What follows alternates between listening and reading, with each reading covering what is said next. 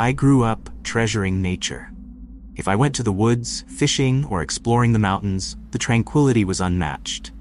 Some experiences even felt ethereal, as if I could feel Mother Nature herself, living and breathing, nurturing me with everything I needed while I stepped on its rich, sacred grounds. Last year, I bought a cabin in the mountains. It was my dream to escape the noise of the city during winter, a place where I could disconnect completely. This cabin felt like magic. When I finally got the keys, I was ecstatic. The timing couldn't have been more perfect. My head was throbbing with the stress of work, my mind fogged with mundane tasks. All I wanted was a quiet place to recharge my soul. I packed everything I needed, including my trusted companion, Blaze, my 6-year-old Irish setter. A loyal friend, daring sidekick, and protector rolled into one. The drive took 3 hours. The snow-covered trees hung heavy, their branches forming arches over the road. Snowflakes drifted lazily through the air, blanketing the earth in silence. It was like stepping into a fairy tale. At one point, I stopped to gather fresh water from a spring that trickled through the frozen woods. The sight was mesmerizing. I took a sip. The icy chill hit my chest like a frostbite, but left me feeling more alive. I filled a few gallons for the cabin. Blaze drank eagerly too. By the time we arrived, dusk had started to settle. The temperature plummeted as night approached. I quickly unloaded supplies, stocked the cabin, started the generator, and lit a fire. Flames roared to life in the hearth, chasing away the creeping cold. I grabbed my hunting rifle, thinking maybe I'd make rabbit stew for dinner. The thought made me smile. Blaze loved it just as much as I did. The night came fast. Shadows flickered on the log walls, thrown by the dancing firelight. The wind howled outside, carrying with it the eerie whisper of the mountains. I made myself some food, sausage and eggs on toast, and settled in with a beer and a book. I must have dozed off. The book slipped from my hands, thudding to the floor. Blaze was growling.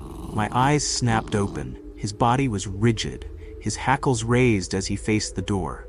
A low growl rumbled from his throat, his teeth bared. "What's wrong, boy?" I whispered. The wind screamed louder outside, but beneath it came a strange sound. Static. A low, gurgling hum like broken TV channels flipping endlessly. I peered out the window. Nothing. But Blaze wasn't calming down. His growling turned to frantic barking. Something was out there. I grabbed my rifle and headed for the door, but Blaze blocked me. He barked ferociously, snapping at me as if to say, "Don't open it." Then I saw it, a shadow in the snow, just beyond the porch. It moved like smoke. I couldn't make out a face, just a figure that stood, watching. A knock shattered the silence. "Hey man, open up, they're gonna kill me!" A desperate voice called from the other side. I froze. Blaze was barking wildly now, his body trembling. Something about the voice felt wrong, too sharp, too eager. "Hold on," I called, but Blaze lunged at me, blocking my path again. He wasn't just scared, he was terrified.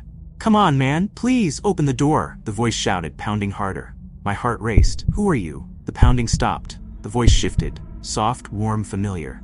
"Sweetie, it's your mom. Open up for mama."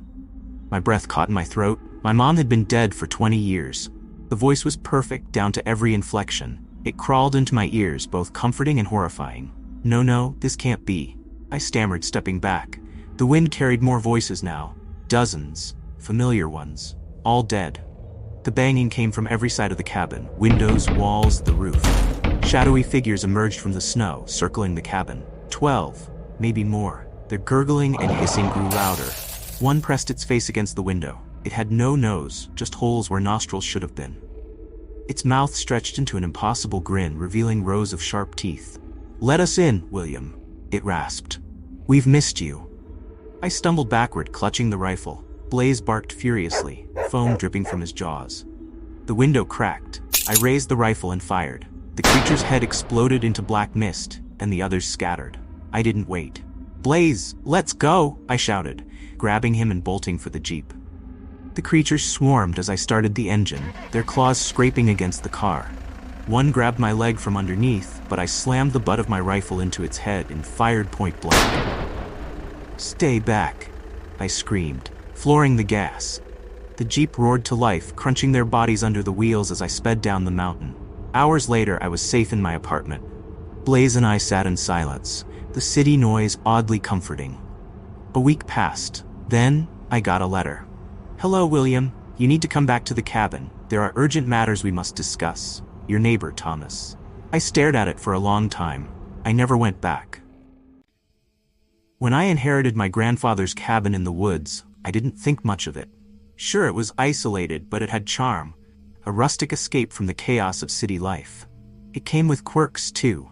Creaky floorboards, a wood-burning stove that took forever to light, and, most notably, an old stone well in the backyard. Grandpa had warned me about it when I was a kid. "Don't play near that well," he'd said in his gravelly voice. "It's old, dangerous, and it's best left alone." At the time, I thought he was just being overprotective. But standing next to it now, years later, I understood his unease. The stones were slick with moss, the opening covered by a rusty grate that groaned when the wind blew. The well was deep, so deep you couldn't see the bottom, no matter how bright the day was. I told myself it was just an old, forgotten relic. Nothing to worry about. The first night at the cabin was uneventful. I unpacked, lit the fireplace, and fell asleep to the sound of crickets and rustling leaves. The second night, though, was different. I woke to a sound. It was faint at first, a soft, rhythmic drip, drip, drip. I thought it might be the pipes, but then I realized it was coming from outside, from the well. I told myself it was just water, snow melting maybe, but curiosity gnawed at me. I grabbed my flashlight, threw on a jacket, and stepped into the freezing night. The backyard was eerily quiet, the snow crunching under my boots. I aimed the flashlight at the well, the beam cutting through the darkness. The dripping stopped. I hesitated, then stepped closer. "Hello?" I called out, my voice shaky. And then, I heard it. A whisper. It wasn't clear, just a faint murmur, too low to make out words. I froze, the flashlight trembling in my hand. The whisper grew louder, overlapping voices that seemed to rise from the depths of the well. "Help us." The words sent a chill down my spine. I stumbled back, my heart racing. "No," I muttered, shaking my head. "I'm imagining things." But then I heard it again, louder this time. Desperate, pleading. "Help us." I bolted back to the cabin, slamming the door behind me. My breath came in ragged gasps, the sound of my heart pounding in my ears. I locked the door and shut all the curtains, but the whispers didn't stop. They were inside now. "Come closer. Don't leave us." I clamped my hands over my ears, but it didn't help. The voices weren't coming from outside anymore. They were in my head. By dawn, the whispers faded, leaving me exhausted and shaking. I knew I had to leave. Whatever was in that well, it wasn't human, and it wasn't safe. I packed my things in record time, not even bothering to clean up. As I loaded the last bag into my car, I glanced back at the well. The grate was open, and something was standing beside it. It was too far away to see clearly, but its figure was wrong. Too tall, too thin, its limbs bending at unnatural angles. It raised a hand and waved. I didn't wait to find out more. I floored the gas and didn't stop until I reached the city.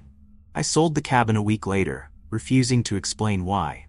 The new owners never called to complain, so I assume they're fine.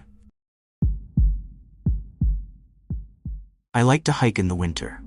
I know that seems really weird to some people, but it's actually not weird at all to me. There are definitely advantages to hiking in the winter. Mostly, I hate sweating, and I almost never sweat when I am hiking in the winter.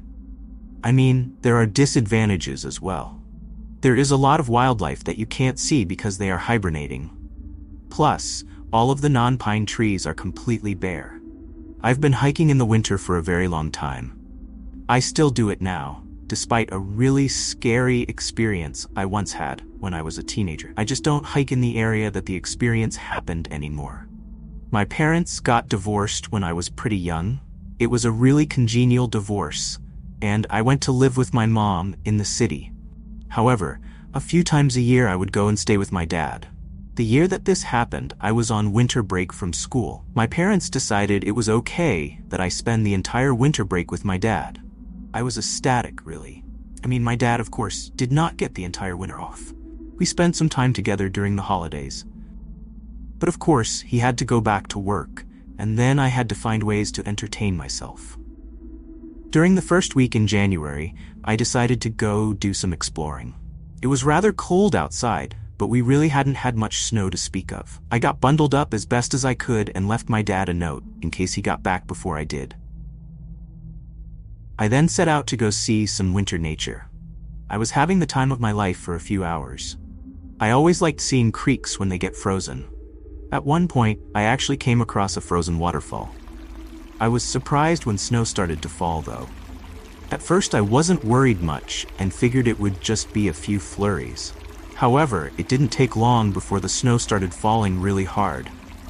I was surprised because there weren't many times that there was snow at all in this area, and it began sticking, and that worried me. I mean, I had hiking boots on, but still. The snow began piling up very fast. I tried to open the door, and it was very fast, and in a very short time, it would be very difficult to walk in. And I was a long way from home. As I trudged through the snow, I once again began getting concerned. It just fell harder and harder, and my visibility became impaired. There was no way to orientate myself because everything began to look like nothing but a bunch of white. I was really beginning to get worried, so I began looking for some shelter that I could use to wait out the storm. I was expecting maybe a cave or something. I felt very relieved, however, when I came across an old building. It wasn't huge, like a barn or anything. I guess it was just an old house, although I thought it was really weird to get to see such a place out in the middle of nowhere. I tried to open the door, and it was pretty solidly shut. I grabbed the handle, put my foot on the building, and tried to pull the door open. Finally, I was able to pry it open. I went inside the small home and closed the door. I was positive that the snowstorm would end. The inside of the building was really run down. I imagined that no one had been there for a long time. I thought I'd take the time to go and explore it. I walked into the bedroom and stopped in shock. Laying on the bed was a human being, or what looked like a human being. It was skinny. Its skin was all taut and sallow. It moved a bit when it saw me, and its back was hunched over.